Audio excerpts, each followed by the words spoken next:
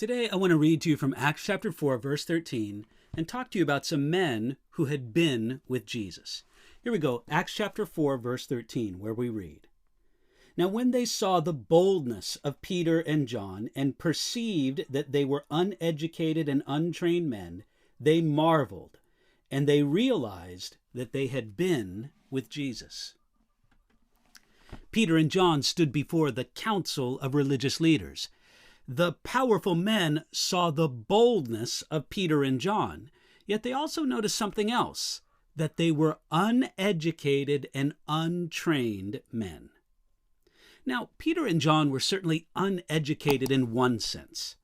They, like Jesus before them, had no formal rabbinic education according to the customs and standards of that time. Yet, we could say that they were educated in at least two more important ways. Number one, they knew the scriptures, and number two, they had been with Jesus. That kind of education was more important than the customs and standards of their time.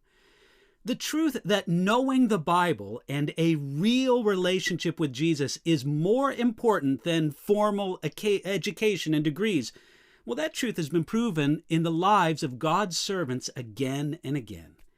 It's been proven true through such servants of God as Charles Spurgeon, D.L. Moody, William Carey, D. Martin Lloyd-Jones, and Hudson Taylor. Yet, it's also helpful to remember that God has also used many who were greatly educated.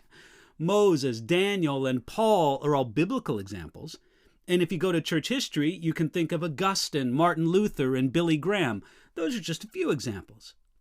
You see, it's just as wrong to think that formal education disqualifies someone for effective service as it is to think that it automatically qualifies someone for effective service. In Acts chapter 4, the boldness of Peter and John came from the fact that they had been with Jesus.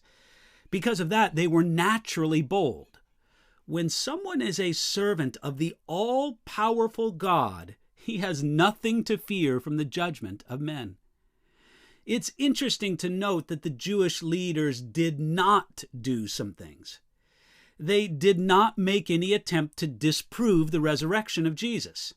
Now, if it were possible to do so, this was the time to do it.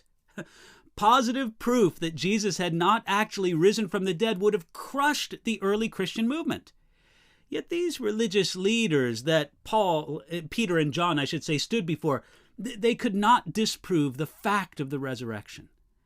Instead, they realized that Peter and John had been with Jesus.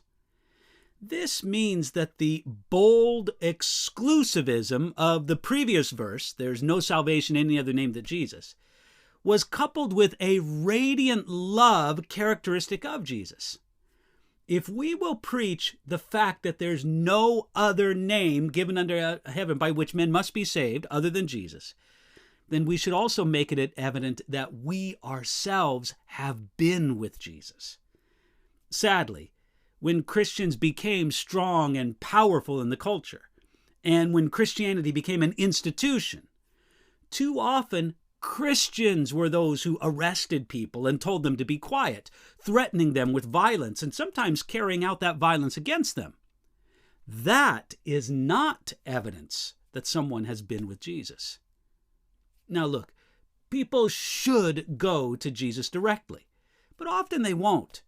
The only Jesus many people will see is the Savior who shines through your life. God helping you today live in such a way that it would be obvious that you also have been with Jesus.